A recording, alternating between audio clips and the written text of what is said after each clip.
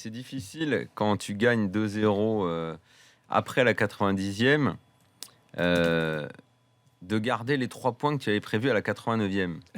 Et pourtant, si je fais exprès de parler de cette petite cuisine interne qui fait qu'on détermine en fin de match forcément les 3 points, c'est que justement le résultat pour moi ne va rien changer. Je ne suis pas rassuré par les Bleus, c'est mon premier point. Mon deuxième point, c'est je trouve que c'est pire dans la pauvreté du jeu, dans le jeu en lui-même face à la Roumanie. Et mon troisième point, c'est que les Bleus sont en 8e, que je n'arrive pas à imaginer la suite. Je n'arrive pas à envisager ce que ça peut donner contre un adversaire qui ne sera pas la Roumanie ou l'Albanie. Voilà.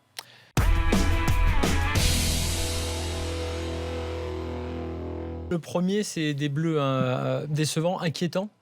Inquiétant, j'avais dit moi. Donc effectivement là-dessus, je suis inquiet et inquiet. Puis on reviendra sur les fameux changements parce que moi j'espérais beaucoup de ces changements dans la variété que ça pouvait apporter. Déçu justement parce que ces changements-là n'ont pas apporté ce qu'ils étaient censés apporter. Ce qui m'a gêné encore plus en première période, en dehors du problème technique et du problème du jeu, c'est je parle de la grinta pour donner un mot générique, mais j'ai pas trouvé une équipe de France qui était au taquet, qui était absolument... alors que là, il n'y a plus le problème de la pression. J'ai trouvé une équipe de France qui joue un match... En gros, comme si on voyait un match, un France-Albanie, comme on en avait vu en qualif, là, dans les fausses qualifs, entre guillemets. Et puis, un mot...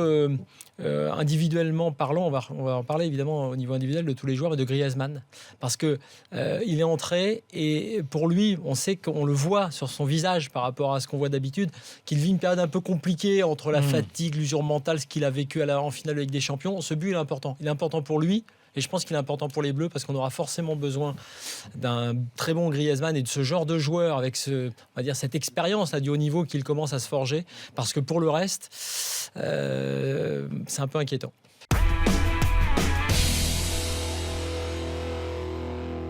Mais le fond ne changera jamais. Si ça passe, c'est en poussant, c'est en pressant, c'est au physique, c'est en faisant craquer l'adversaire. Ça passe avec un exploit perso de Payet au dernier match. Ça passe là parce qu'au bout du bout, tu les fais craquer. Mais ça ne passe pas. Et ils seront beaucoup plus à l'aise quand il ne faudra pas faire le jeu, quand il faudra partir et que tu auras de l'espace. C'est comme ça le foot de Deschamps. Je ne sais pas jusqu'où ça peut aller avec cette équipe. J'ai du mal. Tu me demandes de parier sur le fait qu'il soit champion d'Europe. Je ne le parie pas.